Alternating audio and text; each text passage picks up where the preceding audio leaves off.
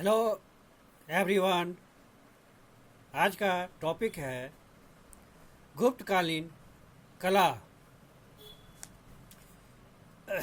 गुप्त काल में कला के विविध रूपों का पर्याप्त विकास हुआ, जैसे स्थापत्य कला, चित्रकला, मृदभांड, मूर्तिकला एवं ललित कलाएं आदि।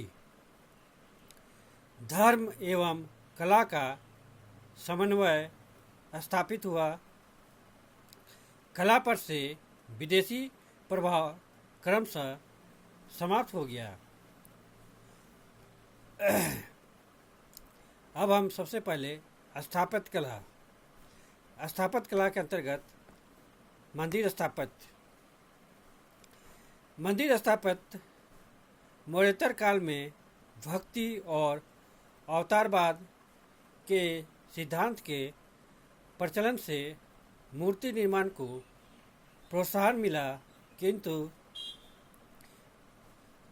इन मूर्तियों की स्थापना प्रायः मंदिरों में नहीं होती थी, परंतु गुप्त काल में ब्राह्मण धर्म को बढ़ावा मिला और मूर्तियों की स्थापना के लिए मंदिरों का विकास किया गया।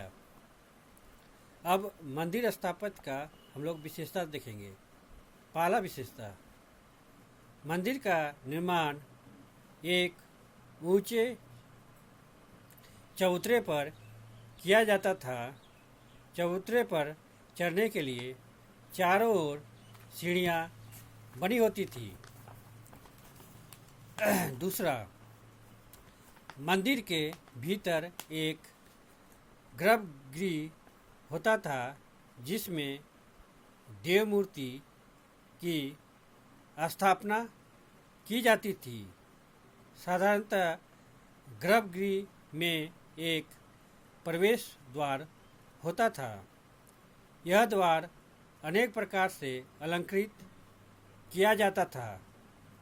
द्वार के दोनों ओर मकर वाहिनी, गंगा एवं कच्छप वाहिनी,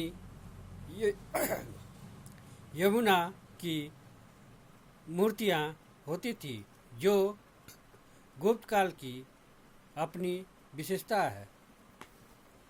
तीसरा, गर्भगृह के चारों ओर एक प्रदक्षिणा पथ होता था, जो ऊपर से ढका होता था। चौथा, मंदिर की छत 4 स्तंभ पर टिकी हुई थी। इन स्तंभों पर अलंकरण किया जाता था। पांचवा, प्रारंभ में मंदिर की छत सपाट होती थी, किंतु आगे शिखर युक्त मंदिरों का निर्माण प्रारंभ हो गया, जैसे दसपुर के मंदिर में प्रधान शिखरों के साथ गौण शिखरों का भी निर्माण प्रारंभ हो गया।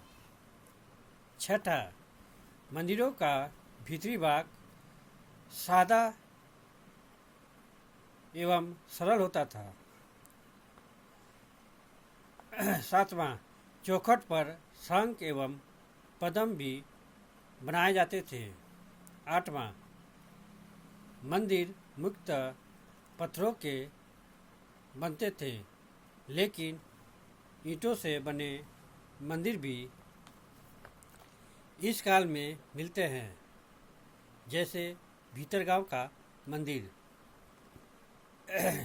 इस काल के प्रमुख मंदिर: पहला, बुमरा, यह मध्य प्रदेश में स्थित है।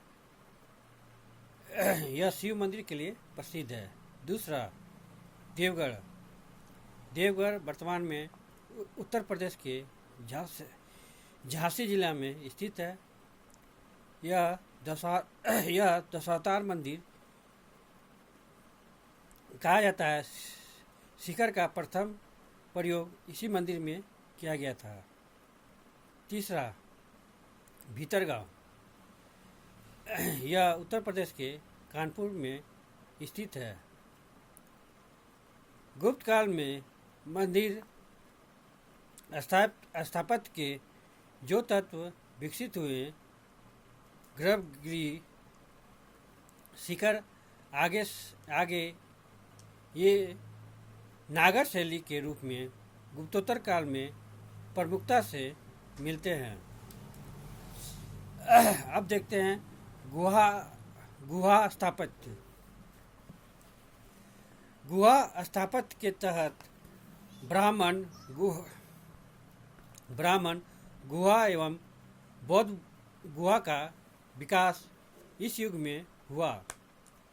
पूर्वकालीन गुहा स्थापत्य की निरंतरता इस काल में रही, लेकिन मुख्य परिवर्तन यह था कि अब अलंकरण पर विशेष बल दिया गया एवं गुफाओं में शिल्पकला एवं चित्रकला की बहुलता थी।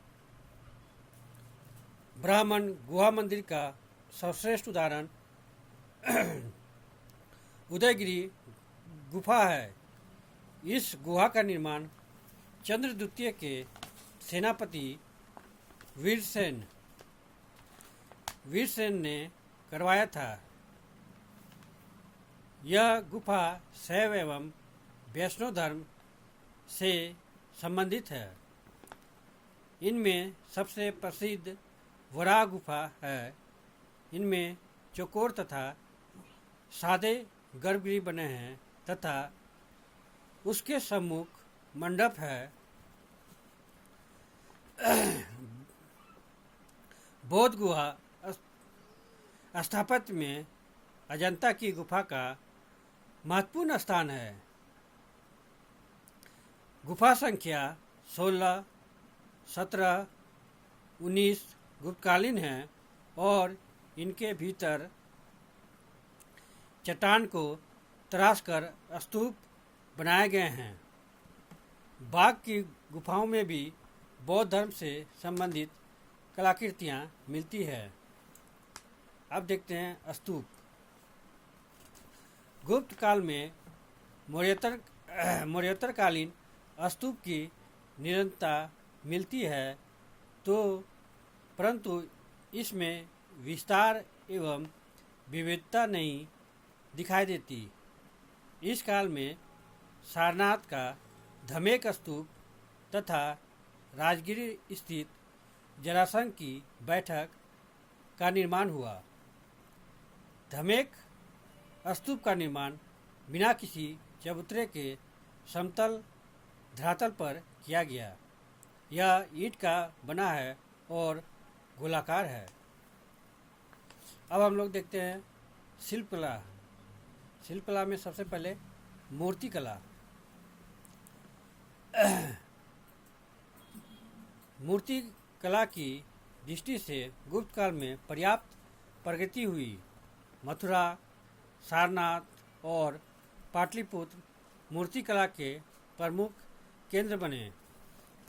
गुप्त काल की मूर्ति कला का जन्म विशेषतः मथुरा कला के प्रतिमानों पर आधारित था।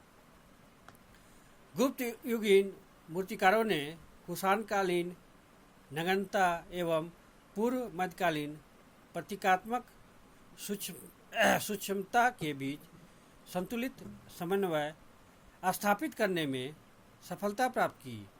यही कारण है कि गुप्त मूर्तियों में अधोपांत, आध्यात्मिकता, भद्रता, शालीनता दृष्टिगोचर होती है। गुप्तकालीन कला संयत एवं नैतिक है। कुषाणकालीन मूर्तियों में सौंदर्य का जो रूप था, उसके विपरीत गुप्त काल की मूर्तियों में नगण्यता नहीं है। गुप्तकालीन मूर्तिकारों ने मोटे उत्तरी वस्त्रों का प्रयोग किया है। गुप्त मूर्तिकारों ने नए नए मुद्राओं और भंगिकाओं को दर्शाया है।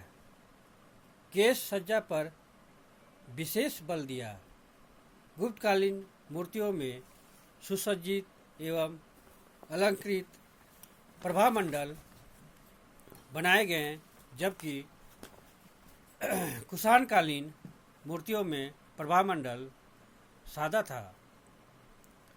बुद्ध एवं ब्राह्मण देवी देवताओं को मानव आकृति की मूर्तियों में ढाला गया।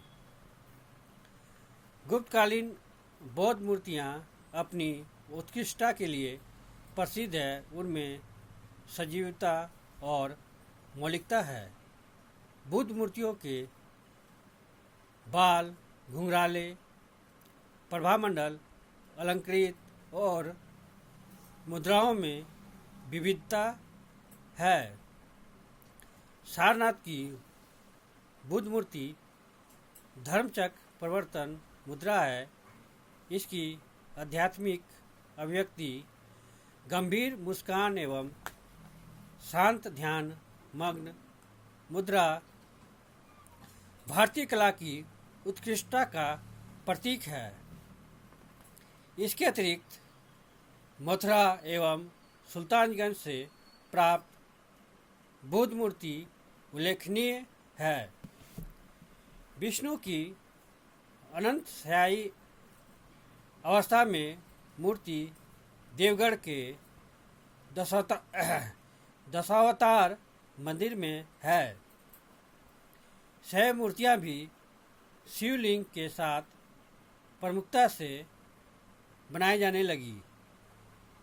करमदंडा से प्राप्त चतुर्मुखी लिंग प्रमुख है। अब हम देखते हैं गुप्तकालीन चित्रकला।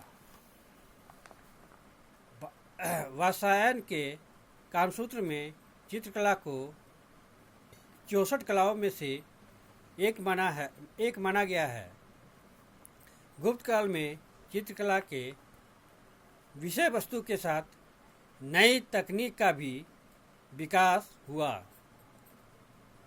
गुप्तकालीन चित्रकला धार्मिक और धर्मनिरपेक्ष विषय वस्तु का प्रतिनिधित्व करती है। चित्रकला में सौंदर्यबोध एवं मनोदशा की अभिव्यक्ति पर विशेष बल दिया गया है। अजंता की 16वीं गुफा में मरणासन राजकुमारी का चित्र इसका उदाहरण है। इस काल में चित्रकला तकनीक के नए तत्वों का विकास हुआ।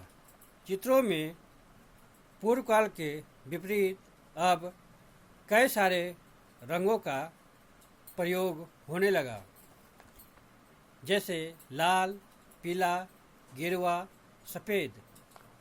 चित्रकला में त्रिआयामी 3D इफेक्ट प्रभावी देखा जा सकता है। गुप्तकालीन चित्रकला की सर्वप्रमुख विशेषता है अनामिकता, रेखा प्रधानता, प्राचीराकरण, असांप्रदायिकता एवं अंत भावना भी व्यक्ति। अब हम अजंता चित्रकला के बारे में